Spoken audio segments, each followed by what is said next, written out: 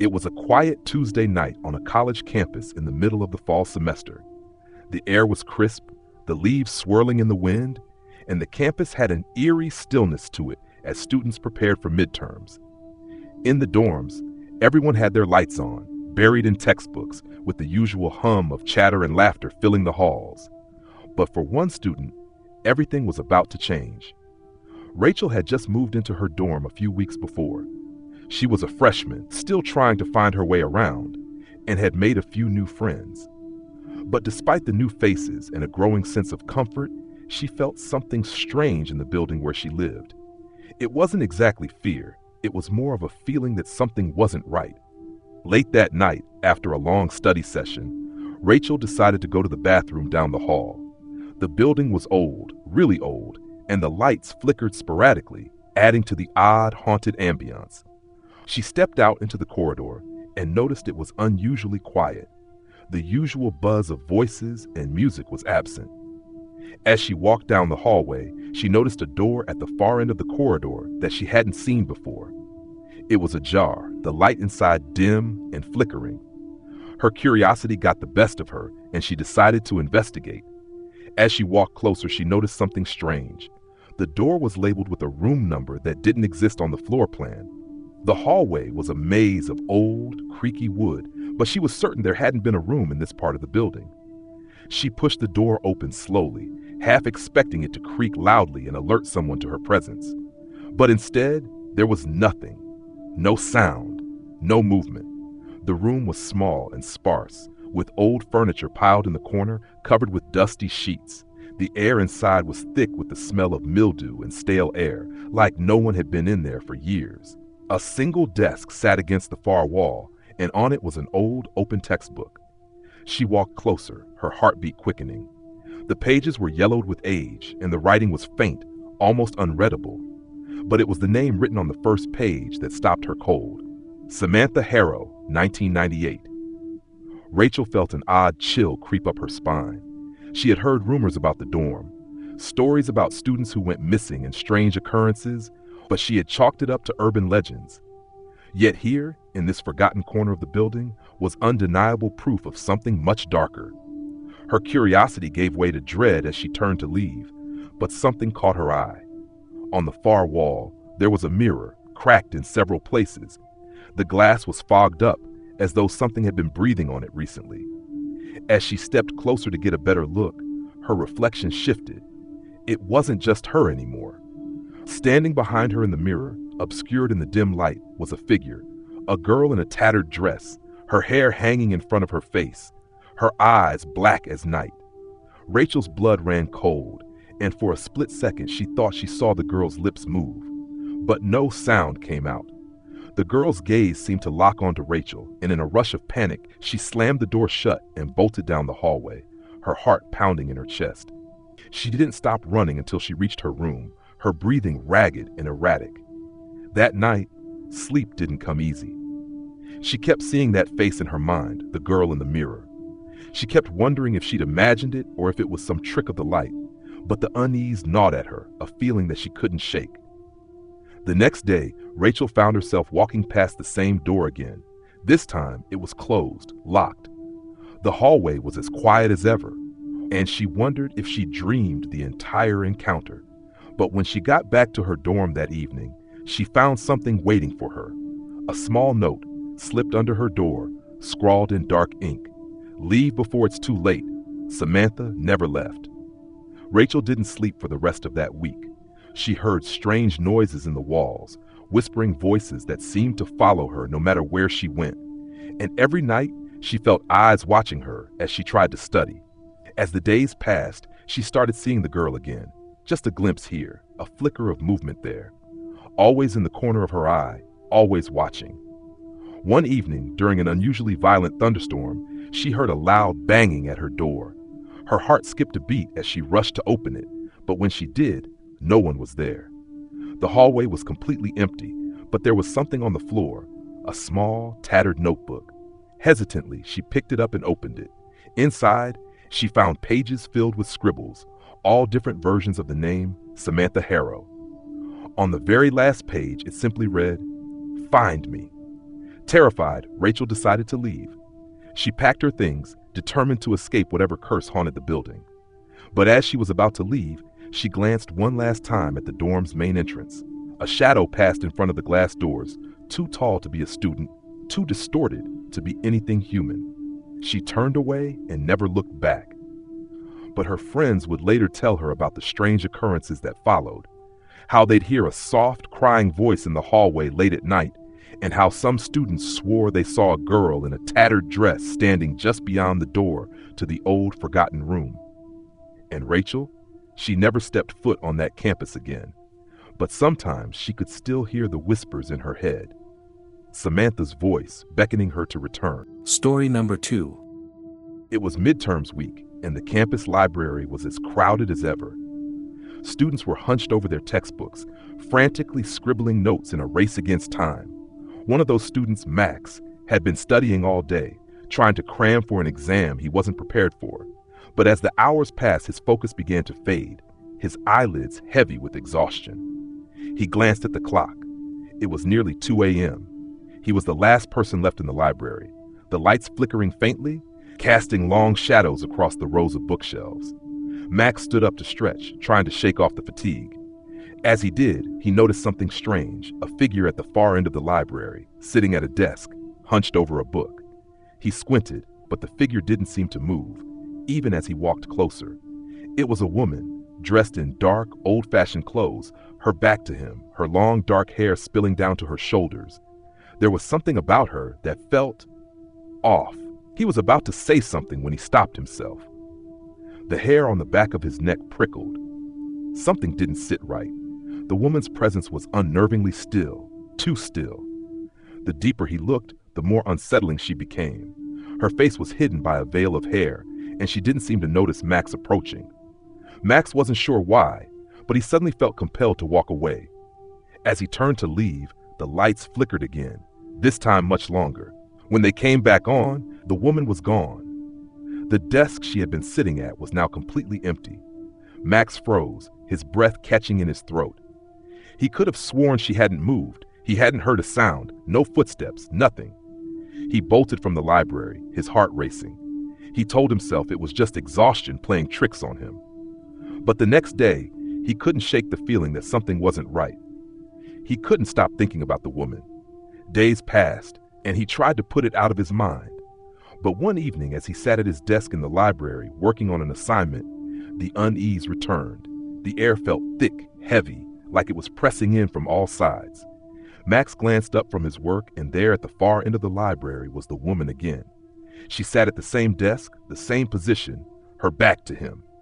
This time, Max didn't hesitate. He grabbed his bag and rushed out of the library, his mind racing. He couldn't get the image of her out of his head, the way she sat motionless, the feeling of her presence, cold and oppressive. That night, unable to sleep, he dug through old campus records online, searching for anything that might explain what he'd seen. It didn't take long for him to stumble upon an article from decades ago. A student named Eliza Thornfield had mysteriously vanished from the library. There were rumors that she had been obsessed with a rare book, one that supposedly held secrets to a forbidden ritual. They had found her belongings, but Eliza was never seen again. The article noted that some students claimed to have seen her ghostly figure wandering the library late at night, still reading the book that had consumed her. Max's stomach twisted as he read the last line. Eliza's disappearance remains unsolved, and some believe her restless spirit still searches for the book in the dark corners of the library. The next day, Max couldn't shake the feeling of being watched. He returned to the library, but this time, his eyes darted nervously across the room, searching. He found an empty desk at the back of the room and sat down, trying to focus on his work. But as the minutes passed, the air grew colder. He looked up, and there she was, Eliza, standing at the desk across from him, staring directly at him through a veil of tangled hair. Her face was pale and gaunt, her eyes wide with a hollow, unnatural gaze. Max's heart pounded as her lips parted, but no sound came out. Her mouth opened wider, the skin stretching in an unnatural way, as if she were trying to scream but couldn't. The silence was suffocating. Before Max could move, the lights flickered again. and when they returned, Eliza was gone. But the terror lingered in the air, thick and suffocating, as though she had never left. Max didn't wait around. He grabbed his things and rushed out, but the feeling of her presence haunted him for weeks. Every corner of the library felt like a trap. He avoided it, but the terror didn't stop. He began hearing whispers in the hallways, saw fleeting shadows at the edge of his vision. Late at night, when the campus was empty, he could hear the soft shuffle of footsteps behind him, too faint to be anyone but her. Max tried to tell his friends, but they all dismissed it as stress. But one night, he returned to his dorm, his mind running wild with fear. He turned on his desk lamp and looked down. On his notebook was a single phrase written in dark ink: "The book is mine." The handwriting was unmistakable. It was Eliza's. Max never returned to the library again. Some say he disappeared that night, as though he was consumed by the same darkness that took Eliza years before. His friends, when they tried to look for him, said they saw the same thing: the figure of a girl in the library, sitting quietly at a desk, waiting for someone to join her. And when the lights flickered, her hollow eyes would stare, always looking for someone to read the book. Story number 3. It was the start of the second semester, and the air on campus was colder than usual. The buildings felt colder too, as if they had absorbed the chill from the endless snowstorms outside. John, a sophomore, had always been a night owl, and tonight he found himself walking across campus toward the old science building, a place that had always given him a strange, uneasy feeling. He'd heard rumors about it being haunted, but he didn't believe in that kind of thing. That was until tonight. John had a late lab session, one that was supposed to be a simple data collection, but when he walked into the building, he noticed something off. The hallways were completely silent. The usual hum of students chatting or working in the nearby labs was absent. The overhead lights flickered, buzzing intermittently, casting long, distorted shadows across the floor. It was strange, but John shrugged it off and made his way to the basement lab where his experiment was set up. He was alone, or so he thought. The basement was cold, colder than it had been during the day. The fluorescent lights above buzzed incessantly, and the walls seemed to close in on him as he moved further into the room. John set up his equipment and began to work, but something kept nagging at the back of his mind. He felt as though someone was watching him. When he turned to glance around the room, there was no one there, just the silence and the flickering lights. But then, out of the corner of his eye, he saw something move. At first, he thought it was just his imagination playing tricks on him, but as he looked closer, he saw it again, a shadow darting across the far corner of the room. John felt a cold sweat break out on his forehead. He stood up, his heart pounding in his chest, and walked toward the corner of the room where he had seen the movement. His breath caught in his throat when he saw it, a figure, hunched over, sitting on the floor. It was a man, or something that looked like one. He had the shape of a person, but his face was covered in shadow, his hands stretched out in front of him as though feeling his way through the darkness. His clothes were old, torn, as if he hadn't changed in years. John's blood ran cold. The figure didn't move, just sat there, unnervingly still. His first instinct was to turn and run, but his feet were frozen to the ground. He tried to speak, to ask if the figure needed help, but the words wouldn't come. His mouth was dry, his breath shallow. Suddenly, the figure jerked, its head snapping up with unnatural speed. John's eyes met the dark, hollow eyes of the thing before it let out a low, guttural growl. It wasn't a human sound. It was something primal, full of rage and hunger. The air around him seemed to grow colder still, and the flickering lights above buzzed more violently, casting strange, twisted shadows across the walls. With a rush of adrenaline, John stumbled backward, his legs finally moving, his body reacting to the raw terror surging through him. He turned to run, but stopped short. The hallway outside the lab had changed. The walls seemed to stretch longer, and the doors at the far end were now covered in thick, dark vines, as though the building itself were alive and growing. He heard the scraping of nails on the floor behind him, the faint sound of something crawling toward him. He bolted through the door, only to find the hallway he had entered was no longer the same. The familiar, well-lit hallway of the science building was now a long, narrow corridor, dimly lit by the flickering bulbs overhead. The floor beneath his feet was wet, as though it had been rained on, though there was no sign of rain outside. The air was thick, oppressive, and the walls seemed to be closing in on him, narrowing as he ran. He could still hear the scratching, the dragging of something, or someone, moving just out of sight. John sprinted down the hall, the sound of his breathing loud in his ears, the floor creaking beneath him with each step. When he turned a corner, the hall twisted, the space shifting, as if the building itself were alive, warping around him. He saw the door to the exit, and in a burst of hope, he ran toward it. But when he reached for the door handle, his fingers brushed against something cold, something wet. He looked down, and there across the door was something he hadn't seen before. Writing, scrawled across the wood in thick, dark letters. "You shouldn't have come back." John's heart stopped. He turned to run again, but before he could even take a step, the lights flickered one last time, and the figure was there again, standing right in front of him.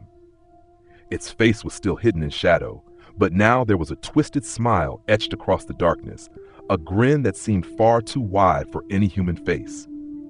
The figure opened its mouth, and John heard a voice, deep and raspy, whisper through the darkness, "You were never meant to leave." John didn't remember how he got out of the building. His next memory was of waking up in his dorm room, soaked in sweat, his body trembling. He looked around, trying to shake off the dreamlike fog that clouded his thoughts. But when he glanced at his desk, his heart nearly stopped. There, sitting on top of his books, was an old, cracked photograph. It was faded, almost unrecognizable, but he could make out a group of students standing in front of the same science building. He scanned the photo quickly, his blood running cold as he recognized one of the faces. It was the man, the figure, from the basement. John tried to leave that night. He packed his things, determined to get out of the dorm, out of the building.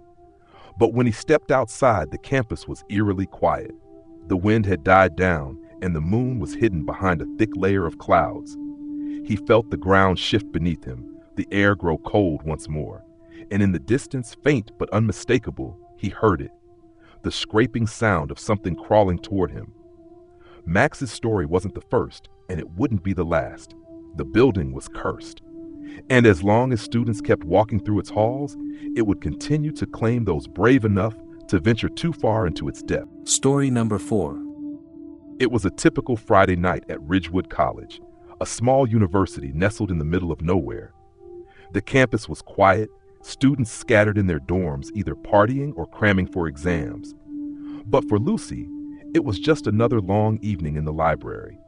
She had grown accustomed to studying late, and tonight, the library was practically deserted, except for a few scattered students hunched over their textbooks. She was alone on the second floor, where the bookshelves seemed to stretch endlessly, and the air was thick with the smell of old paper and dust. The overhead lights flickered occasionally, but that was just a minor annoyance that she had learned to ignore. She was used to the quiet of the library, but tonight it felt different. Something wasn't right, and she couldn't place her finger on it. Lucy shook off the unease that had started to settle over her and refocused on her work. But as the clock ticked closer to midnight, she heard a soft sound coming from the far end of the library. It wasn't the usual shuffling of papers or distant murmurs. This was something more deliberate. The sound was like footsteps, slow and heavy, echoing through the empty space. She froze, looking up, expecting to see someone walking toward her. But there was no one in sight. The second floor was completely deserted. She shrugged it off, figuring it was some other student lingering somewhere. Still, the footsteps continued, slowly getting closer.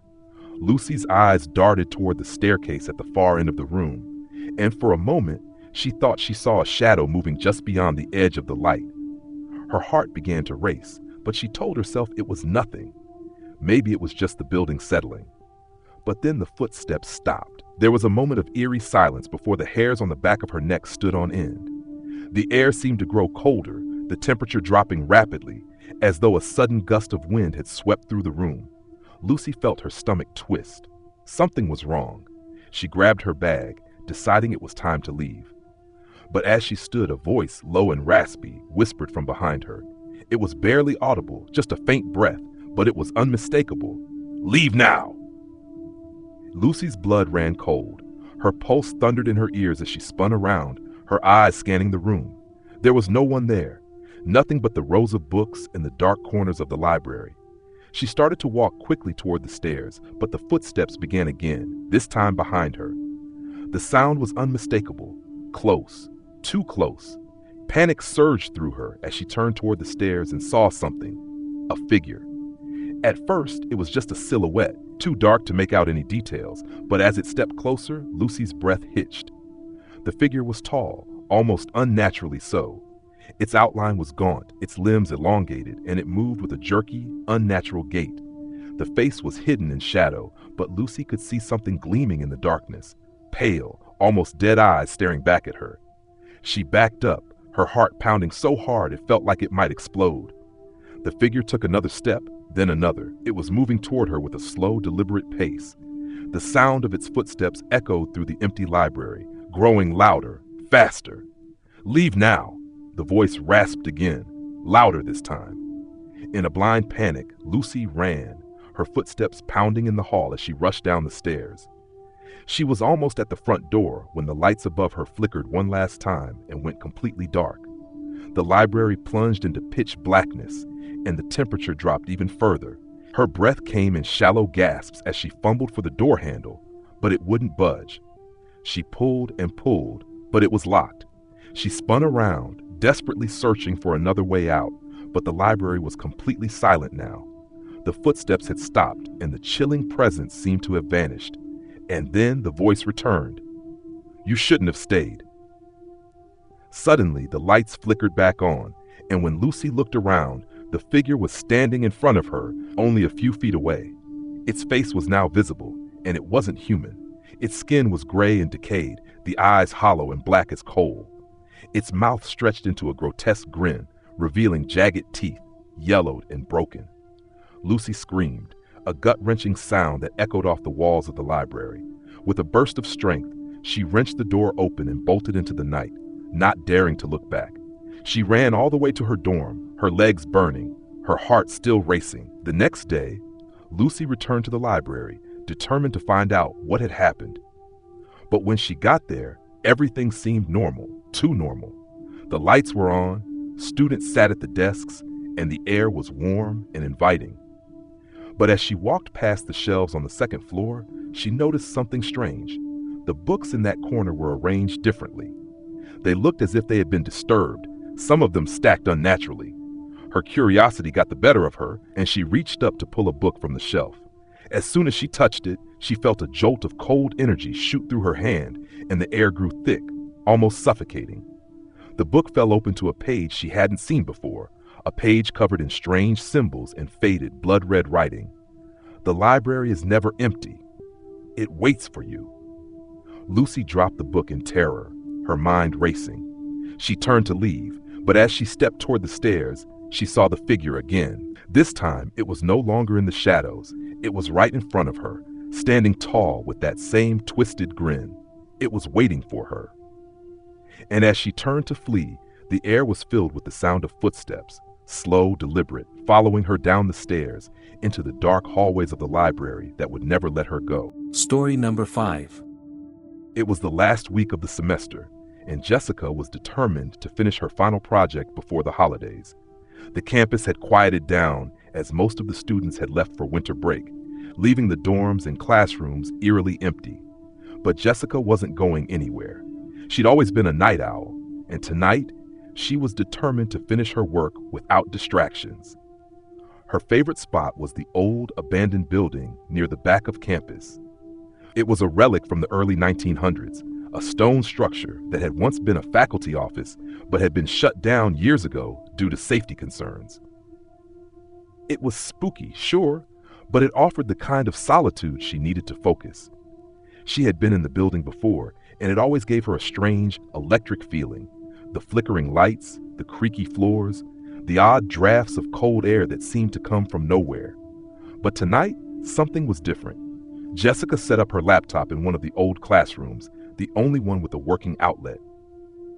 The room was filled with dusty old desks, some overturned, some scattered in disarray. The only sound was the tapping of her keys as she worked. She was just starting to get into her rhythm when the power flickered. The whole building went dark for a brief moment. Then the lights returned, buzzing faintly as they stabilized. She rolled her eyes, irritated but unfazed. It was just the old wiring. But then the air grew heavier, colder, as though a storm were brewing inside the building. Her fingers stilled on the keyboard. She felt a strange, uncomfortable sensation creeping up her spine, like someone was watching her. Shaking her head, she tried to dismiss the thought. "It's just the wind," she told herself, but the air felt still, unnaturally still. She decided to take a break, stepping out of the classroom and into the hallway. The silence was deafening. The only sound was her own footsteps echoing in the empty building. She wandered down the long corridor, passing the old restrooms and storage closets, when she noticed something out of place. One of the doors, which had always been locked, was slightly ajar. Her curiosity got the best of her. She crept closer, glancing inside. The room was dark, but she could make out the shape of a small table in the center, surrounded by old chairs. The floor was covered in dust, and there was a strange smell in the air, like old leather and mildew. It felt wrong. Suddenly, the door slammed shut behind her with a loud bang. Jessica jumped, her heart pounding. She spun around, expecting to see someone, but the hallway was empty. Her breath quickened as she tried to turn the handle, but the door wouldn't budge. She felt a wave of panic wash over her. It was then that she heard it, a low, whispering sound coming from within the room. It was indistinct at first, like a murmur, but as she listened closer, she could hear words, distorted words, as though someone was speaking through a thick wall of static. The voice was soft but insistent. "Come closer." Jessica's heart raced as the voice grew louder, more frantic. She tried to pull the door open again, but it wouldn't budge. She turned toward the windows, desperate for any escape, but they were locked tight. The whispers continued, now accompanied by the sound of something. Footsteps, scratching, on the other side of the door. "Come closer." In a desperate panic, Jessica turned back to the door. "Who's there?" she shouted, her voice cracking. The whispers paused, and for a moment the building seemed to hold its breath. Then the voice came again, louder this time. "It's too late." The door flew open with a sudden force, and Jessica stumbled backward, gasping. Standing in the doorway was something she couldn't even begin to comprehend. A figure, tall and shadowy, barely visible in the dim light. Its features were obscured, its body twisting and shifting like smoke or a mirage. It moved toward her, its form flickering in and out of existence. Jessica's heart hammered in her chest. She turned and ran, her feet pounding against the cold stone floor, but no matter how fast she moved, the shadow seemed to be gaining on her. The whispers followed her, growing louder, filling her mind until she couldn't think, couldn't breathe. The lights flickered again, and when they returned, the shadow was gone. The hallway was empty. Jessica stood there, breathless, her body trembling. But the fear hadn't left her. It was worse now, a gnawing dread that sank deep into her bones. She ran back to the classroom, slamming the door behind her and locking it. But when she looked at the desk where her laptop had been, she froze. Her laptop was gone. She spun around, her eyes scanning the room in panic. It was then that she saw it. On the far wall, scrawled in what appeared to be fresh black ink, was a single sentence. "You should have left when you had the chance." The temperature in the room dropped, and the shadows seemed to lengthen, twisting and moving toward her. The whispers returned, louder now, surrounding her, filling her head with their frantic voices. She tried to run, but the door wouldn't open. She screamed, but the sound was swallowed by the darkness. The last thing she remembered was the cold, the whispers, and the shape of the shadow closing in on her, its mouth stretching impossibly wide. When the janitor found her the next morning, she was still sitting at her desk, eyes wide open, staring at nothing. Her face was frozen in terror, her hands clutching the desk as if she had tried to claw her way out. They found her laptop later, in the same abandoned room where she had seen the shadow. But when they turned it on, it only displayed one thing, a single chilling message on the screen. "You shouldn't have stayed." And the whispers could still be heard, echoing through the halls of the old building, waiting for the next student to venture too close. Story number 6. It was the first week of the fall semester at Redwood University, and Emily, a freshman, was excited to begin her college journey. The campus was beautiful, with towering trees and old brick buildings that seemed to have secrets tucked away in every corner. She quickly made friends, and it didn't take long for her to settle in. But one evening, while she was heading to the library to catch up on some reading, she noticed a building she hadn't seen before. It was tucked behind some trees, hidden from the main campus, and it looked old, older than anything else on campus. The windows were dark, and the stone exterior was cracked with age, but there was a strange pull to it, something that made her curious. The building had a name, Holloway Hall. There were no classes held there, and it wasn't listed on the campus map. Emily asked a few upperclassmen about it, but they only gave her vague, nervous answers. They said it was off limits, but no one could quite explain why. It wasn't long before rumors started circulating. Some said it was abandoned, others claimed it was haunted. But the most unsettling story was that students who wandered too close to it at night sometimes vanished. One evening, driven by her curiosity, Emily decided to take a walk over to Holloway Hall. The sun had just set, and the campus was mostly deserted. The air was cool, and a light fog was beginning to roll in, giving everything an eerie, otherworldly glow. As she walked closer to the building, she noticed the door was slightly ajar. There was a strange smell in the air, something metallic, like rust. Emily hesitated for only a moment before pushing the door open. Inside, the air was stale, as if it hadn't been disturbed in years. The wooden floors creaked beneath her feet as she stepped in, and the dim light coming from the hallway made the shadows in the corners seem to shift and move. The walls were lined with old portraits, their eyes seeming to follow her as she moved through the abandoned building. There was a strange chill in the air, colder than the outside night, but Emily shrugged it off, telling herself it was just the age of the place. She wandered through the hall, finding nothing but old furniture covered in dust and cobwebs. But as she turned a corner, she froze. In front of her stood a door, cracked open just like the main entrance. But this door was different. It was covered in old, faded symbols, some of which looked like ancient runes.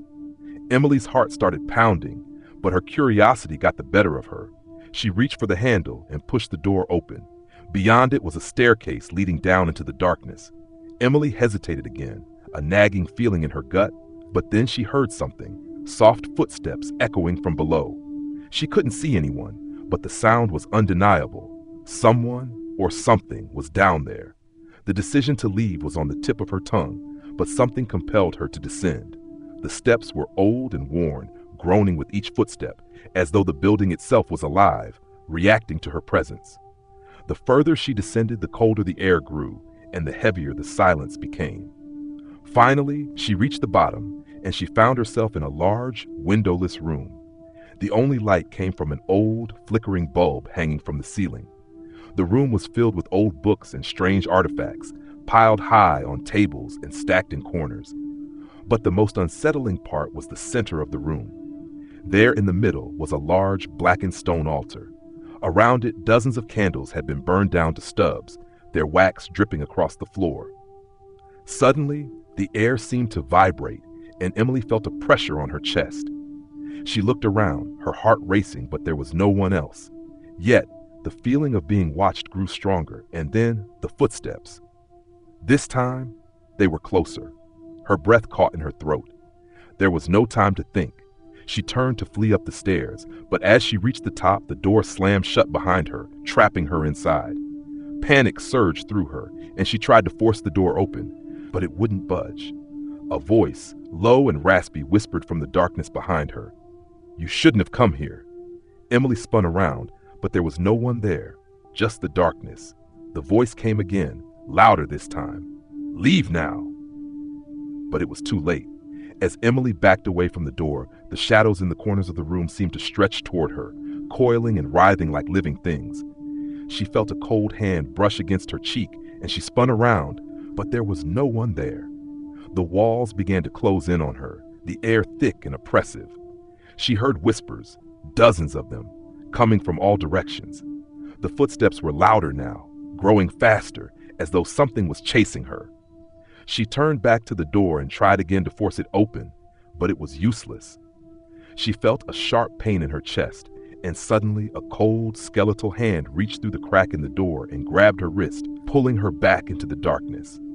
The last thing Emily saw before she lost consciousness was a pair of glowing eyes in the darkness, staring back at her, unblinking. The next morning, when her friends found her dorm room empty, they assumed she had gone home for the weekend. But when they checked Holloway Hall, the building was silent and abandoned once more. No one saw Emily again, and the campus seemed to forget about her. Except for one thing. The next time someone ventured too close to Holloway Hall, they reported hearing faint whispers and seeing shadows moving through the windows. Shadows that weren't there before.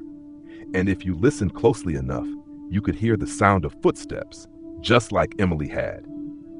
But when you tried to leave, the whispers would come again, and you would know that you shouldn't have stayed. Story number 7. It was Emily's first year at Rookwood University, and she had settled into the dorms without much trouble. The campus, nestled in a small town surrounded by dense forests, had a reputation for being quiet and academic, a place where students could focus without distractions. But as much as Emily loved the peaceful atmosphere, there was one place on campus that always gave her chills: the old dormitory at the edge of the campus. It was called Hawthorne Hall, and it had been there long before the modern buildings had been erected. The hall had a dark, almost oppressive aura about it. The windows were covered in grime, and the bricks on the exterior were cracked and chipped, like the building was holding on to some ancient secret. Most of the students avoided it, preferring the newer dorms, but every now and then you'd hear stories about the place, about strange noises at night, cold drafts that came out of nowhere, and the occasional disappearance of a student or two. One evening, as Emily was walking back from the library, she saw the faint light of a single lamp flickering in the window of Hawthorne Hall. Curious, she approached the building, peering through the dirty glass. She couldn't make out much in the dim light, but something caught her eye. Movement, a shadow shifting just beyond the curtain. She froze for a moment, thinking it was probably just her imagination. But the longer she stared, the more certain she was that there was something, or someone, inside. Feeling a strange mixture of fear and curiosity, Emily made her way to the front door, which was oddly ajar. She hesitated, her hand hovering over the door handle. She could feel the weight of something, an unspoken warning, pressing down on her chest. But curiosity won out, and she pushed the door open. The inside of Hawthorne Hall was dim and dusty. The air smelled stale, like it hadn't been disturbed in years. The walls were lined with faded portraits of long-dead students, their eyes eerily lifelike in the low light. The hallway stretched out before her, empty and quiet, except for the occasional creak of the floorboards beneath her feet. She walked down the hall, the sound of her footsteps echoing off the walls, until she reached the old staircase leading to the upper floors. The stairs groaned under her weight, and the silence around her felt suffocating. As she reached the top of the stairs, a faint, cold breeze brushed past her, sending a chill down her spine. She pulled her jacket tighter around her, but the cold seemed to seep into her very bones. When she reached the second floor, she heard it, a soft, muffled sound, almost like a whisper. It was coming from the far end of the hallway. Emily's heart began to race as she moved closer, the whisper growing louder and clearer with each step. "Help! Help me!" The voice was weak, desperate, and sounded as though it were coming from behind a door. Emily's curiosity got the best of her again, and she reached out for the door handle, turning it slowly. As she pushed the door open, the room was bathed in darkness, save for a single candle burning on a small table in the center of the room. The shadows cast by the flickering light seemed to dance and writhe across the walls. Suddenly, the door slammed shut behind her with a deafening bang, causing her to stumble backward. She whirled around, but the door was locked. Her breath quickened, panic rising in her chest as she looked around for an escape. The whispering voice had stopped, and now the room was completely still. Then she heard a creak, a slow, deliberate creak, as though something was moving behind her. She spun around, but there was nothing there. Her eyes darted around the room, landing on the candle, which was now burning much brighter than before.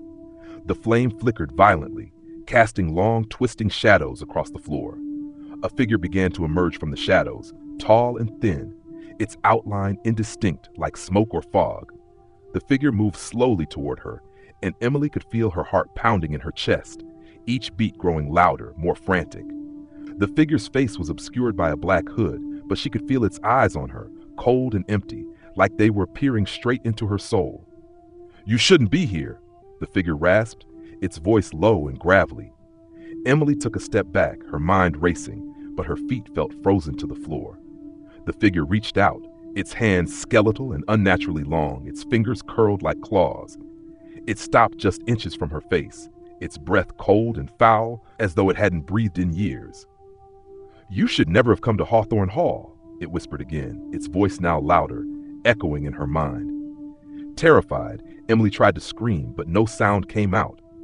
The room seemed to close in around her, the walls pressing in, suffocating her. The figure stepped closer, and she felt an icy hand wrap around her wrist, pulling her toward the center of the room. Then everything went black. When Emily awoke, she was lying on the floor of the room.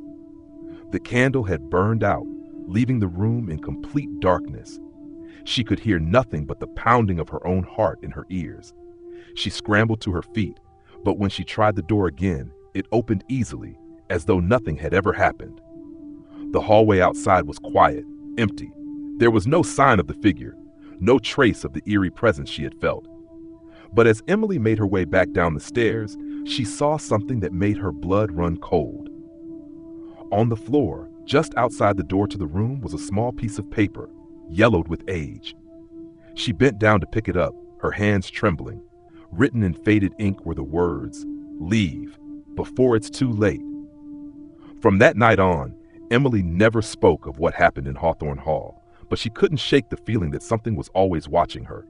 Every time she passed the old dormitory, she swore she could see movement in the windows, and sometimes when the wind was just right, she would hear that same whisper, "You shouldn't have come here." Story number 8. It was during a late autumn night when Sarah, a sophomore at Blackstone University, found herself walking back from the library, her arms full of books and her mind tired from hours of studying. As usual, the campus was mostly quiet, the dark skies above only pierced by the distant lights from the dorms. But tonight, something felt off. The usual peace of the night was replaced with an unsettling silence, the kind that makes the hairs on the back of your neck stand up. She was about to take her usual route through the woods that bordered the campus when she noticed a new path. She had walked this way hundreds of times, but never noticed this small, narrow trail off to the side, hidden by overgrown bushes. It didn't look like much, just a small dirt path leading into the woods, but something about it beckoned her. She knew she should turn back, but the curiosity that had gotten her into trouble so many times before overtook her. With a deep breath, Sarah walked down the path. The air was thick with the smell of damp earth and decaying leaves, and the trees seemed to tower over her, blocking out most of the faint moonlight. As she ventured further, the woods seemed to grow darker, the quiet now replaced with a low hum, a sound like whispering, distant and unintelligible. Her pace quickened, but the path seemed to stretch on forever. Soon she came to a clearing. In the center was a small, decrepit cabin. It had the look of a place abandoned for years, with its windows boarded up and the roof sagging in places. It was eerie, but Sarah's curiosity drove her forward. She knew she should turn around, but something about the cabin seemed to draw her in.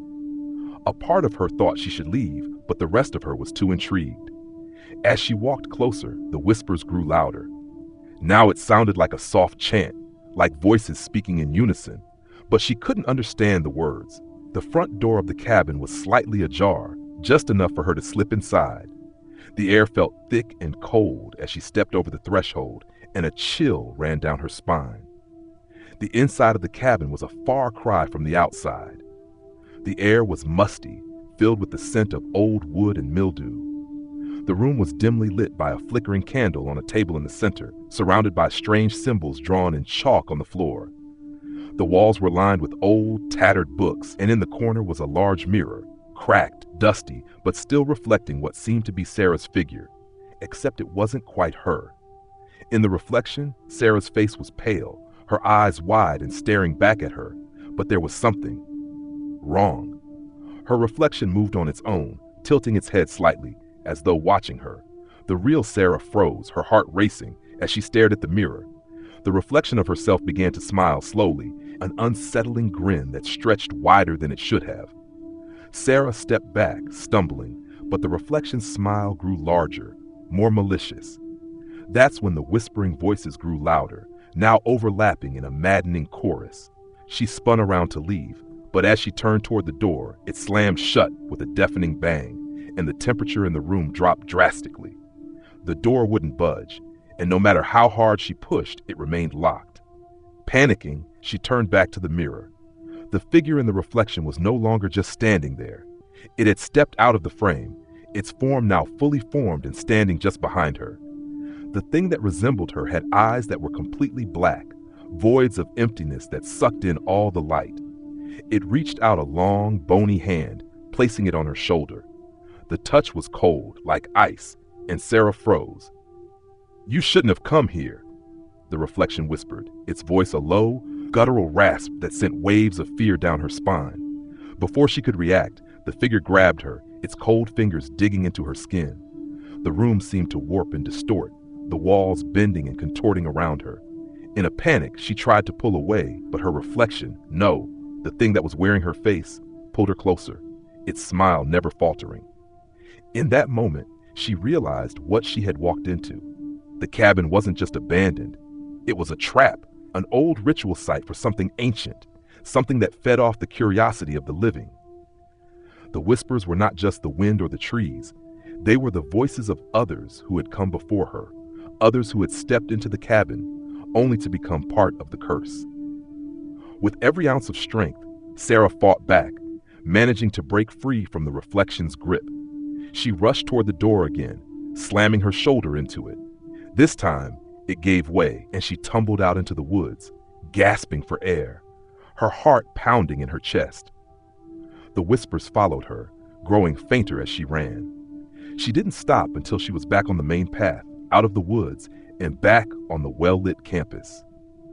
Her legs were weak, and she felt nauseous, but she couldn't stop looking over her shoulder, certain the thing with her reflection was still following her. When she finally reached her dorm, she slammed the door shut behind her, locking it. But that night, as she lay in bed, she could still hear the whispers in the back of her mind, soft at first, but growing louder, as though they were waiting for her to fall asleep. She didn't know what had happened in that cabin, but she knew one thing for sure: the reflection wasn't done with her yet. And that night, as she stared into her mirror before bed, she swore she saw a flash of movement, something grinning back at her. Story number 9. It was a crisp winter evening when Jake, a senior at Eastbrook University, decided to take a shortcut through the woods behind the campus on his way home. He had just finished a late study session at the library and was eager to get back to his dorm to rest. The air was sharp, biting at his skin, and the moon cast an eerie glow through the bare branches above. The woods were normally peaceful at night, but tonight, everything felt off. As he walked down the familiar trail, Jake noticed something strange. There was a figure standing at the edge of the trees just beyond the path. At first he thought it was just a trick of the light, a shadow cast by the trees. But as he got closer, the figure remained still, staring directly at him. It was a woman, tall and gaunt, dressed in a long, flowing white gown. Her face was obscured by her long, dark hair, but Jake could see that her hands were raised, as though beckoning him forward. "Hey," Jake called out, his voice shaky. "Are you okay?" The figure didn't respond, but instead slowly started to move toward him. Her movements were unnaturally slow and stiff, like a puppet being pulled by invisible strings. Jake's heart began to race, a sense of dread settling in his stomach. Something about the way she moved sent a chill down his spine, but despite the growing fear in his chest, he couldn't look away. As the woman approached, Jake saw that her face was covered in thick strands of dark hair, hanging like curtains around her face. He could just make out the pale, sickly skin underneath. Her eyes, though, those were the worst. Her eyes were black, no pupils, just endless voids that seemed to swallow all light. They locked onto Jake's, and in that moment, he felt as though his very soul was being drawn in. Without thinking, Jake turned and ran. His legs burned as he pushed himself faster, desperate to get away. The woods around him felt different now, darker, more oppressive, as if the trees themselves were closing in. The path, which had always been clear and familiar, now seemed to twist and bend in unnatural ways. He could hear the woman's footsteps behind him, slow at first, but then they grew faster, echoing louder in the silence of the woods. Jake could hear her whispering now, a low, guttural voice that seemed to crawl into his mind. "You can't escape!" It whispered, over and over again. "You can't run from me." His breath came in ragged gasps as he stumbled over the uneven ground. He wasn't sure how much time had passed, but the woods felt endless. The woman's whispers were growing louder, almost deafening, and the shadows around him seemed to shift and stretch, reaching for him like fingers. His mind began to unravel, and he could feel his sanity slipping away with every step. Finally, he burst into a clearing, one he had never seen before. There, standing in the center of the clearing, was a small, dilapidated cabin. It looked abandoned, the windows dark and the door hanging ajar. The whispers stopped, and for a brief moment, everything was silent. But Jake wasn't relieved. He could feel the woman closing in on him, her presence now just behind him, like a cold breath on his neck. With no other choice, Jake bolted for the cabin, throwing the door open and slamming it shut behind him. The inside of the cabin was dark, the air thick with the smell of rot. The floorboards creaked under his feet, and he could hear the sound of something shifting in the darkness. His eyes scanned the room, desperate for something, anything that could help him escape. But then, from the corner of the room, he saw it. There, in the dim light, was a mirror. It was old, its surface cracked and warped, but what caught Jake's attention was the reflection staring back at him. It wasn't him. It was the woman, her pale, hollow face and black eyes staring at him from within the mirror. She smiled slowly, a twisted, unnatural grin that stretched too wide, her teeth sharp and jagged. "You shouldn't have run," she whispered again, her voice now coming from all around him. "There's nowhere left to hide." Jake stumbled backward, but the mirror seemed to pull him in. The edges of his vision began to blur, and he felt as though the room was closing in around him. The whispers filled his head, louder now, deafening, until everything went black. When the campus search team found him the next morning, they discovered Jake's phone lying on the forest floor, still recording. The only sound on the footage was the same low whispering, echoing through the woods, and the last thing seen on the screen was a figure, pale, with long dark hair and black eyes, standing just behind Jake, her hands raised toward him. But when they checked the cabin, it was gone. There was nothing but an empty clearing. Jake was never found. His roommates and friends continued to search for him, but the woods had claimed him as it had claimed others before him. And now, if you walk through the woods near Eastbrook University late at night, you might hear something too. Whispers, growing louder and louder until you realize they're not just the wind, they're her, and she's waiting for you to look into the mirror.